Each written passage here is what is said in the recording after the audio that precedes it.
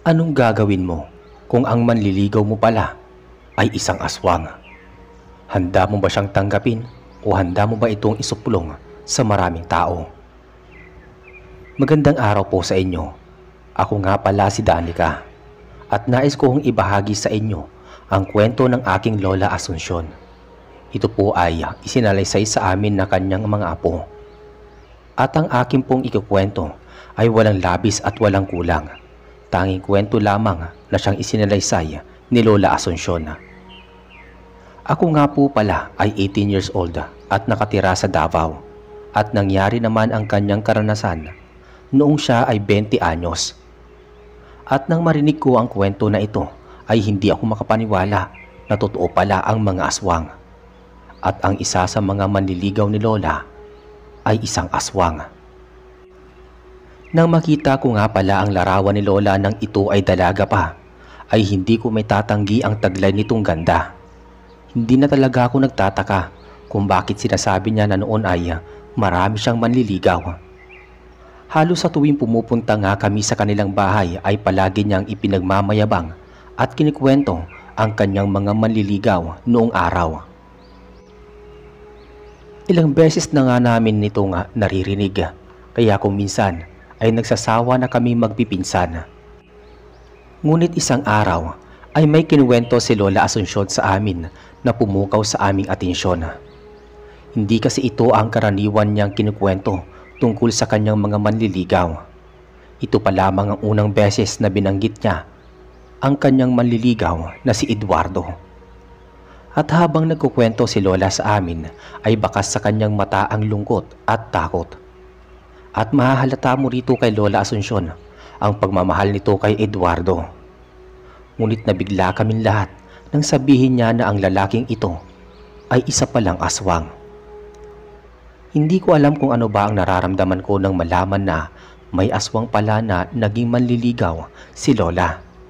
At mas lalo kong gustong alamin na ang kwento ng kanilang pag-iibigan.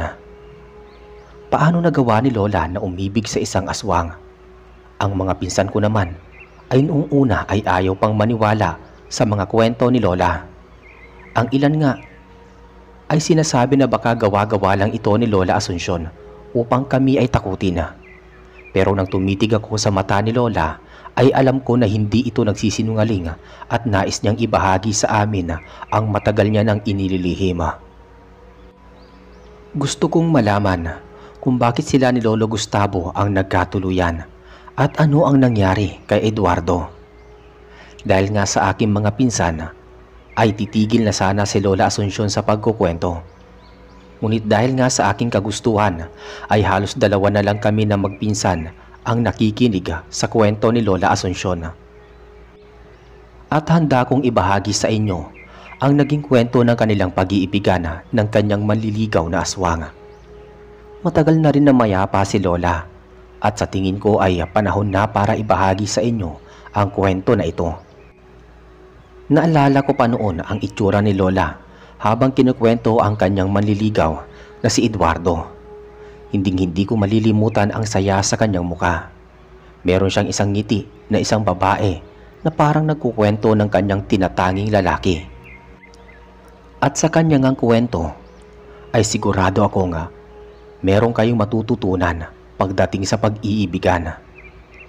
Ayon nga kay Lola ay wala sa pisikal na anyo, katayuan sa buhay at kung ano-ano pa ang kailangan sa pag-iibigan. Tangi ang puso lamang ang magsasagot kung sino ang iyong iibigin. Bagamat minahal niya ang aking Lolo Gustavo ay hindi niya rin itinatanggi na ang greatness love niya ay si Eduardo, ang lalaking isa palang aswang. Nagsimula ang kwento nila Lola Asuncion at Eduardo nang magkakilala sila sa pamilihan.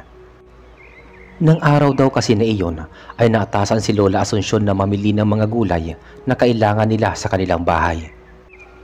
At ang kulang na lang daw niya na kailangang bilhin ay pechay, na kung saan doon niya nakilala si Eduardo. Sa kanilang suki na binibilhan ng gulay ay nag-iisa na lamang ng bungkus ng pechay ang natitira. Akala nga ni Lola Asuncion ay sa kanya na ito mapupunta. Ngunit may isang lalaki daw ang mabilis na kumilos at dinampot kaagad ang natitirang bugkos ng pechay. Hindi naman siya nagpatalo at hinawakan naman ang kabilang dulo ng pechay. Labis nga raw ang inis ni Lola Asuncion dahil ayaw magpatalo ng lalaki at ayaw bitawan ang gulay.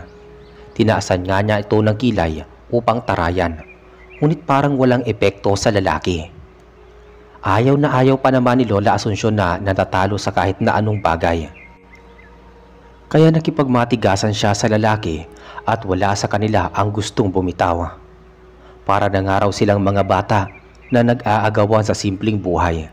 Pati nga raw ang tendera ay sinusuway na sila dahil nahahati na nga raw sa gitna ang gulay. Ngunit dahil nga walang gusto na magpatalo, ay nahati na nga ang gulay sa gitna. Napunta kay Lola ang dahon na parte at kay Eduardo naman ang tangkay. Hindi naman maiwasan ni Lola na asarin ang lalaki dahil sa kanya napunta ang kapaki-pakinabang na bahagi ng pechay.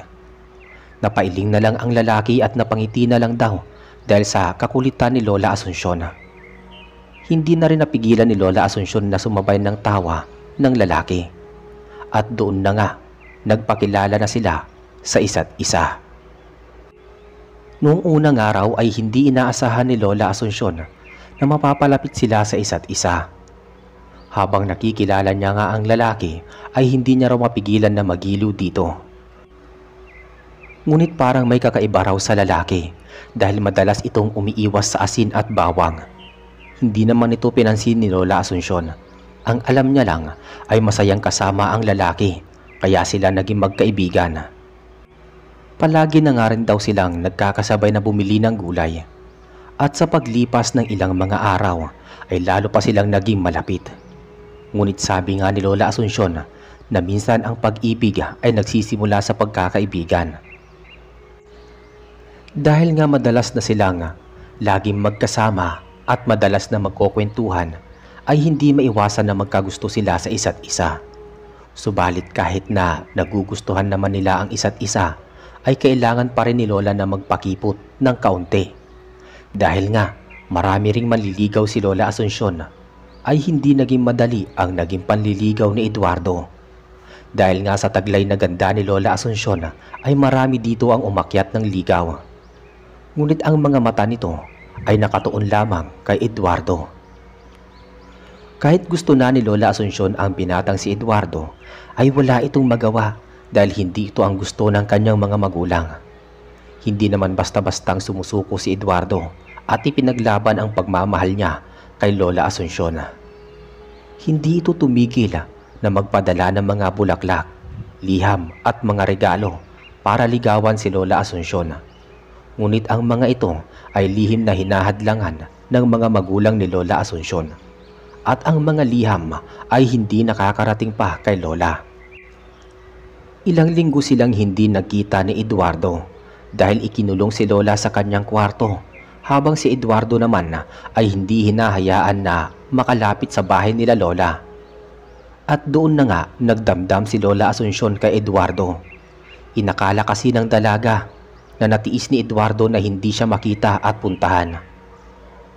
Unti-unting nilason ng mga magulang ni Lola Asuncion ang kanyang isipan na hindi karapat-dapat si Eduardo. Labis naman na nadurog ang puso ni Lola Asuncion nang malaman nito at ilang araw itong nagkulong sa kanyang kwarto. Hindi siya umiinom ng tubig o kahit na kumakain. Sobrang nasaktan ito nang malaman na may iba ng kasintahan si Eduardo. Dahil nga ilang araw na itong walang matinong kain at tulog ay bigla na lang itong nagkasakit, dahilan upang dalhin siya ng kanyang mga magulang sa hospital. At doon na nga rin magkaroon ng pagkakataon itong si Eduardo na makadalaw kay Lola Asuncion at magpaliwanag. Habang mag-isa daw si Lola Asuncion sa kwarto niya, doon sa may hospital, ay nagulat na lang siya nang biglang bumukas ang bintana at bigla na lang pumasok doon si Eduardo. Noong mga panahon na iyon daw ay hindi alam ni Lola Asuncion ang kanyang mararamdaman. Bigla kasing naghalo-halo ang kanyang emosyon nang makita si Eduardo. Gusto sana niyang magalit sa lalaki, ngunit na makita nito ang pasa sa mukha nito at ang dala nitong bulaklak ay parang nanlambot ang kanyang puso. May kung ano sa puso at isip niya na nagsasabi na magtiwala lang kay Eduardo. Hindi na naiwasan na mapangiti ni Lola Asuncion at mahigpit na yumakap kay Eduardo. Napaluha na lang si Lola Asuncion nang marinig nito ang paghingi ng tawad ng lalaki. Patawarin mo ako, Asuncion, at ngayon lamang kita nagawang makita. Ilang beses akong sumubok ngunit lagi nakabantay ang iyong mga magulang. Wika ni Eduardo. Sa mga oras na iyon ay sigurado si Lola Asuncion na may kinalaman ang kanyang mga magulang kung bakit hindi na sa kanya nakakadalaw ang binata. Alam din naman kasi niya na labis ang pagtutol ng kanyang mga magulang sa lalaki. Para naman kay Lola Asuncion ay hindi na mahalaga ang dahilan kung bakit sila nagkita. Masaya lang siya na nakita ang lalaki at nakumpirma na rin niya na walang katotohanan ang sinasabi ng kanyang mga magulang. At doon naman ay gumaan na ang pakiramdam ni Lola at naging masaya. Ilang oras din silang nag-usap ni Eduardo at sinabi ang nangyari sa kanila nung hindi sila nagkita. Sa buong oras na magkasama ang dalawa ay labis ang saya na nararamdaman ng dalawa. Habang nag-uusap silang dalawa ay bigla na lamang bumukas ang pinto at pumasok ang tagapagsilbi ng pamilya ni Lola Asuncion. Halata naman ang gulat sa mukha nito nang makita si Eduardo. Ibinilin kasi sa kanilang mga kasama doon sa bahay nila na wag papalapitin si Eduardo kay Lola Asuncion. Nagmamadali namang tumakbo palabas ang babae at napapasigaw na nandoroon si Eduardo. Napatayo naman si Eduardo at pinaalis na ito ni Lola Asuncion. Subalit hindi ito nakinig. Nanatili lang itong nakatayo at walang balak na umalis. Tinutulak naman ito ni Lola Asuncion para umalis at dumaan sa bintana. Ngunit nanindigan si Eduardo at sinabi kay Lola Asuncion na wala pa siyang balak na umalis. Napabuntong hininga na lang si Lola Asuncion dahil ayaw niya sana na magkapang-abot ang mga magulang niya at si Eduardo. Ayaw niya kasi na makitang masaktan si Eduardo. Ngunit patuloy pa rin na nagmamatigas ang lalaki at hinawakan pa nito ang kamay ni Lola Asuncion. Hindi naman maiwasan ni Lola Asuncion na makaramdam ng kaba para kay Eduardo. Kilala niya kasi ang ugali ng kanyang magulang at alam niya na kaya nitong gumawa ng hindi maganda kung hindi makukuha ang kanilang gusto. Ilang sandali nga lang ay dumating na ang mga magulang ni Lola Asuncion. Galit na galit ang mga ito at agad na pinalayo si Lola Asuncion kay Eduardo. Ang ama naman ni Lola Asuncion ay agad na sinuntok si Eduardo. Samantalang si Eduardo naman ay hindi nanlaban at hinayaan lang ito na siya ay suntukin na. Si Lola Asuncion naman ay nagpupumiglas sa kanyang ina at nang makaalpas ay agad na lumapit kay Eduardo. Humarang din siya sa harap ni Eduardo upang hindi na ito masaktan ng kanyang ama. Tinapik lamang ni Eduardo ang balikat ni Lola Asuncion at tumango na lang ito na parang sinasabi na ayos lang ang lahat. Nagmatigas naman si Lola at hindi pa rin umaalis sa harapan ni Eduardo. Napabuntong hininga na lang si Eduardo at naglakad sa harap ni Lola Asuncion at yumuko sa harap ng mga magulang ni Lola Asuncion.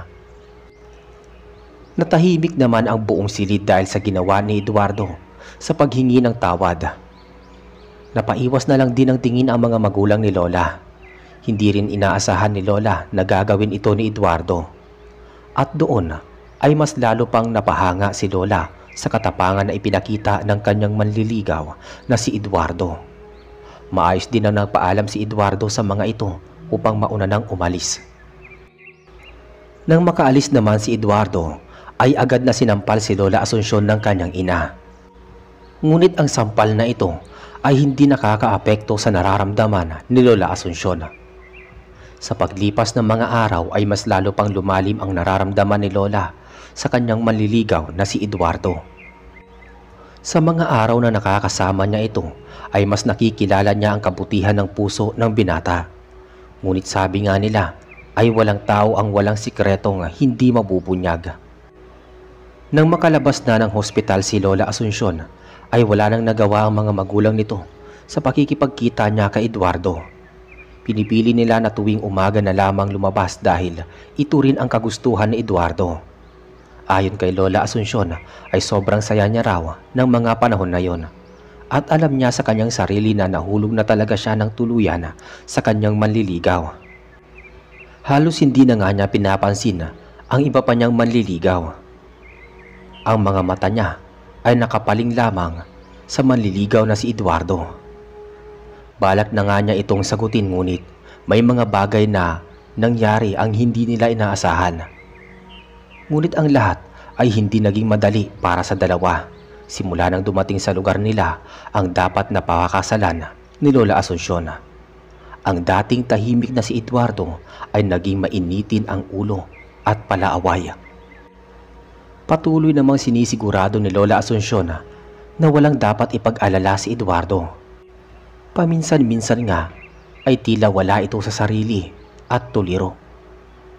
Napansin din ni Lola Asuncion na sa tuwing malapit nang sumapit ang gabi ay nagmamadali na si Eduardo na umalis. Kung minsan nga ay nakakalimutan na nitong magpaalam ng maayos dahil sa pagmamadali. Ang lahat naman ng ito ay pilit na inunawa ni Lola Asuncion. Isang hapon ay nakipagkita siya kay Eduardo upang sabihin dito na tuluyan niya na itong sinasagot. Subalit nang dumating si Eduardo sa kanilang tagpuan ay tila parang hindi mapakali si Eduardo. Palinga-linga ito sa paligid at sa kalangitan na tila binabantayan ng oras. Napasimangot na lang si Lola Asuncion at hindi agad sinabi sa lalaki ang pakay niya dahil parang wala ito sa sarili. Hindi rin ito mapakali na nagpapalakad-lakad sa kanyang harapan at minamadali siya kung ano ba ang nais niyang sabihin. Doon naman nakaramdam ng inis si Lola Asuncion at hindi sinabi ang tunay niyang pakay. Nagulat pa nga raw siya dahil iyon lamang ang unang pagkakataon na siya ay sinigawan ng binata. Humingi naman ito ng tawad ngunit nagmamadali naman itong umalis sa kanilang tagpuan. Hindi naman mawari ni Lola pero nakakaramdam siya ng pagdududa kaya naisipan niyang sundan kung saan patungo si Eduardo. Habang patuloy siya na sumusunod kay Eduardo ay napansin niya na parang patungo na sila sa pinakamalalim na bahagi ng kagubatan. Nagdidilim na rin kaya nakakaramdam na si Lola Asuncion ng kaba at takot. Balak niya na sanang tawagin si Eduardo na patuloy pa rin sa paglalakad. Ngunit naisipan niya na magpatuloy na lang sa pagsunod sa lalaki. Ilang minuto din sila sa paglalakad at tuluyan na ring dumilim ang paligid. Ngunit hindi pa rin tumitigil si Lola Asuncion sa pagsunod sa kanyang manliligaw. Nakakaramdam man ito ng pagtataka ay wala na siyang magawa kundi sundan lang ito. Hindi naman nararamdaman ni Eduardo ang pagsunod ni Lola at patuloy lang sa paglalakad. Nang nasa pinakamalayo na sila ay tuluyan nang tumigil si Eduardo sa paglalakad. Patuloy lang naman na nagtago si Lola Asuncion sa likod ng puno na medyo may kalayuan sa pwesto ni Eduardo. Nagmamasid lang si Lola Asuncion sa buong paligid at nais niyang malaman kung bakit nandito sa gubat ang kanyang manliligaw. Ilang sandali lang ay bigla na lang may dumating na mga tao at lumapit kay Eduardo. Napakunot naman ang noo ni Lola Asuncion nang bigla na lang naghubad ng pang-itaas na damit itong si Eduardo at may kung anong ipinahid sa katawan. Patuloy lang na nagmamasid si Lola sa mga nagaganap at hindi niya inaasahan ang kanyang mga nasaksihan. Nanlalaki ang mga mata niya at napatakip na lang sa kanyang bibig. Hindi makapaniwala sa kanyang mga nakikita. Ang lalaki pala na kanyang nagugustuhan ay may itinatago palang lihim. Sabi nga nila na wala naman talagang lihim ang hindi nabubunyag kahit gaano ka pa kagaling na magtago. Balik tayo sa kwento ni Lola. Dahil noong araw din na iyon ay doon niya nalaman ang tinatago ni Eduardo. Nang mga oras na iyon ay hindi alam ni Lola Asuncion ang kanyang gagawin. Pilit siyang hindi gumagawa ng kahit na anong ingay at dahan-dahan siyang umalis. Hindi na nga niya napansin na nakabalik na pala siya sa kanilang bahay. Nakatulala lang ito at parang wala sa kanyang sarili. Hindi pa rin kasi ito makapaniwala sa kanyang nakita. Hindi rin niya agad na maproseso na ang lalaking unti-unti niyang minamahal ay isa palang aswang. Kitang-kita ng dalawang mata niya kung paano nagbago ang anyo ng lahat ng tao na nakita niya sa kagubatan. At isa na doon si Eduardo. Napailing na lang siya at naintindihan na niya, kaya pala laging nagmamadali na umalis ang lalaki tuwing sasapit ang gabi ay nagiging isa pala itong halimaw.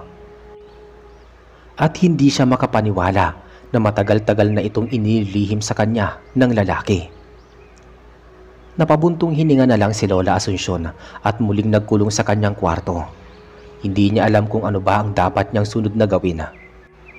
Naisip niya rin kamakailan na ang pagkamatay ng kanilang mga kabaryo. Hindi niya tuloy maiwasan na maisip na baka may kinalaman si Eduardo at ang mga kasama nito sa mga karumal-dumal na pagkamatay ng mga tao sa kanilang lugar. Napaiyak na lang si Lola Asuncion dahil naguguluhan siya sa mga nagaganap at kanyang nakita. Hindi niya matanggap na ang lalaking minahal niya ay maaaring isa palang mabangis na aswang na nambibiktima ng mga inosenteng tao. At buong gabi nga ay hindi nakatulog si Lola Asuncion dahil doon at walang ibang ginawa kundi ang isipin ang kanyang mga nasaksihan. Hindi niya rin munang balak na makipagkita kay Eduardo. Nais niya munang makapag-isa at makapag-isip. Nang umaga nga ay nalaman niya sa kanilang kasama sa bahay na may nangyari na namang pag-atake sa kanilang lugar at may isang buntis daw ang namatay. Hindi naman maiwasan ni Lola na makaramdam ng awa sa babae at hindi mawala sa isipan niya ang pagsuplong niya kay Eduardo para sa katahimikan at kaligtasan ng nakararami. Ngunit ang puso niya ang kumukontra sa mga ganito na mga plano. Kahit na nalaman na niya ang pagiging aswang nito, ay hindi pa rin niya mapigilan ang kanyang puso na tumibok para sa lalaki. Hindi niya maitatanggi na lumalim na ang nararamdaman niya para kay Eduardo. Bandang tanghali naman ay dumalaw si Eduardo sa kanilang bahay. Nakasilip lang daw si Lola Asuncion noon at nakita niya nga pangaraw na may dalang bulaklak ito. Dahil magulo pa rin ang isipan ni Lola Asuncion, ay ipinasabi na lang niya sa kanilang mga kasama sa bahay na masama ang kanyang pakiramdam. Nakita niya namang nalungkot ang lalaki bago ito tuluyang umalis. Iniwan na lang din nito ang bulaklak na kalaunan ay itinapon din ng kanilang kasambahay. Inutos niya rin kasi na ayaw niyang tumanggap ng kahit na ano mula sa lalaki. Ngunit habang nakatanaw si Lola Asuncion sa likod ng papalayong si Eduardo, ay parang kinukurot ang kanyang puso. Hindi niya maiwasan na makonsensya dahil ayaw niyang harapin ang lalaki. Para kay Lola ay hindi rin ito naging madali dahil sa panahon na iyon ay naguguluhan pa siya sa lahat. Pinili niya muna ang kanyang sarili at nag-isip ng malalim na dahilan kung hahayaan niya ang kanyang sarili na itago ang sikreto nito ay parang siya na rin ang pumatay sa mga naging biktima ng mga aswang. Nang sumapit naman ang gabi ay nagulat si Lola Asuncion na dumayo pala ang lalaking gustong ipakasal sa kanya ng kanyang mga magulang. Wala siyang nagawa kundi ang mag-ayos dahil sa pagbabanta ng kanyang ina. Walang nagawa si Lola Asuncion kundi pakisamahan ang lalaki kahit wala siya sa katinuan dahil sa dami ng kanyang iniisip. Sumabay ang lalaki sa kanilang hapunan at hindi pa ito nakontento at nais pa sana siya nitong yayain na mamasyal. Ngunit agad naman itong tinanggihan ni Lola Asuncion. Ayaw niya na kasing paasahin pa ang lalaki na may mangyaring kasalan. Sa panahon na iyon ay isa lamang ang nilalaman ng puso ni Lola Asuncion. Nang lumabas naman si Lola Asuncion sa labas ng kanilang bahay upang magpahangin, ay patuloy pa rin na sumusunod sa kanya ang lalaki na ilang ulit niya nang tinanggihan na pakasalan. Paulit-ulit niya na ngang sinabi dito na hindi siya magpapakasal ngunit hindi talaga ito sumuko. Wala naman nagawa si Lola Asuncion at hinayaan niya na lamang na tumabi ito sa kanya sa upuan. Pilit naman siya nitong kinakausap subalit hindi ito binibigyang pansin ni Lola Asuncion. Patuloy pa rin niyang iniisip ang manliligaw niyang si Eduardo. Napakunot nga ang noo ni Lola Asuncion nang maramdaman na parang may nagmamasid sa kanilang dalawa. At doon nga ay napalingon siya sa madilim na lugar at parang nakita niya doon si Eduardo na nagmamasid. Napatayo na lang si Lola Asuncion sa sobrang gulat at nakaramdam ng kaba. Bigla na lang din kasing nawala ang nagmamasid sa kanila at hindi siya maaaring magkamali. Nakakasigurado siya na ito ay si Eduardo. At naisip naman ni Lola Asuncion na baka may ibang isipin si Eduardo sa kanyang nakita. Aalis na sana siya para hanapin si Eduardo, ngunit pinigilan siya ng lalaki na kanyang katabi. Hindi na siya nito hinayaang umalis at kung aalis daw siya ay kailangan niya itong isama. Napairap na lang si Lola Asuncion at nananatili na lang sa kanilang bahay. Naisip ni Lola na hindi magandang ideya na makita ng lalaki ang totoong anyo ni Eduardo dahil siguradong magiging isa itong malaking gulo. At ayaw niya na mapahamak si Eduardo. Nagdesisyon na siya na nais niya na talagang kausapin si Eduardo tungkol sa kanyang mga nalaman at nais niya rin naman na linawin dito ang kanyang nararamdaman. Hindi na talaga siya magpapadala sa takot dahil baka mahuli pa ang lahat bago niya masabi sa lalaki ang kanyang tunay na nararamdaman. Sandali lang din na nanatili ang lalaki na dapat niyang pakasalan. Mabilis lang din na bumalik si Lola sa kanyang silid upang humanap ng kanyang susuotin na damit. Nais niyang maging maganda kapag nagkita sila ni Eduardo. Para kay Lola ay napakahalaga ng personal niyang sabihin sa binata na mahal niya ito. At nais niya ring malaman ang lahat ng itinatagong sikreto ng lalaki. Gusto niya na manggaling mismo sa bibig ni Eduardo ang katotohanan. Naging mabilis lang ang gabi para kay Lola Asuncion. Nasasabik na rin kasi siya na makita ulit si Eduardo. Ngunit ang masaya sanang araw ni Lola Asuncion ay napalitan ng bangungot. Ang balita na hindi niya inaasahan na magpapasira sa tiwala niya kay Eduardo. Paalis na sana si Lola Asuncion, patungo na sana siya sa kanilang madalas na tagpuan ni Eduardo. Hinarangan naman siya ng kanyang ina at ibinalita ang pagkamatay ng lalaki na dapat niyang pakasalan. Ininarawan pa ng kanyang ina na para daw itong inatake ng mabangis na hayop dahil wakwak ang tiyan nito at basag-basag ang muka. Nanlaki ang mga mata ni Lola Asuncion at naisip na baka may kinalaman si Eduardo sa pagkamatay ng lalaki. Hindi niya alam kung paano niya pahaharapin si Eduardo. Noong araw na iyon ay hindi na muna siya nakipagkita kay Eduardo at hindi na rin siya lumabas ng kanyang kwarto. Sobrang nahirapan siya na magdesisyon kung ano ba ang dapat niyang gawin. Kinabukasan naman ay doon na napagpasyaan ni Lola Asuncion na muling makipagkita kay Eduardo. Nagtungo siya sa lugar kung saan sila madalas magkita at hindi nga siya nagkamali dahil nandoon ang lalaki at naghihintay. Nakangiti naman siyang sinalubong ng lalaki at niyakap, subalit hindi naman magawa ni Lola Asuncion na ngumiti at ibalik dito ang mahigpit na yakap. Nagpunta siya dito upang alamin kung may kinalaman ba ito sa pagkamatay ng lalaki at gusto niya nang tapusin kung ano ang meron sa kanila. Ayaw na ni Lola Asuncion na may mapahamak pa, lalo na sa kanyang pamilya. At kung patuloy pa rin na magsisinungaling sa kanya ang lalaki, ay hindi niya ito mapapatawad. Napansin naman ni Eduardo ang pagiging tahimik ni Lola Asuncion at tinanong kung ayos lang ba ito. Hindi naman kumibo si Lola at nananatili lamang itong nakatitig kay Eduardo. Bigla namang nakaramdam ng pagtataka si Eduardo dahil sa kakaibang pakikitungo sa kanya ni Lola Asuncion. Napabuntong hininga na lamang si Lola Asuncion at direktang tinanong si Eduardo na tunay nitong katauhan. Napalayo naman si Eduardo kay Lola at hindi makapaniwala sa tinanong ni Lola. Mapait naman ang naging ngiti ni Lola at sinabi kay Eduardo na alam niya na ang lihim nito. Hindi naman makapaniwala si Eduardo at hindi agad nakapagsalita. Nakaramdam daw si Lola Asuncion ng lungkot nang makita ang takot sa mga mata ni Eduardo. Alam niya rin na nahihirapan ito na itago ito. Pero kung mahal niya talaga, ay dapat na naging tapat ito. Wala namang nagawa si Eduardo kundi umamin na isa talaga siyang aswang. At doon ay nabawasan ang bigat na nararamdaman ni Lola Asuncion nang tuluyan na itong umamin. Pero hindi pa dito natatapos ang lahat. Hindi pa rin tumigil si Lola Asuncion sa pagtatanong kay Eduardo.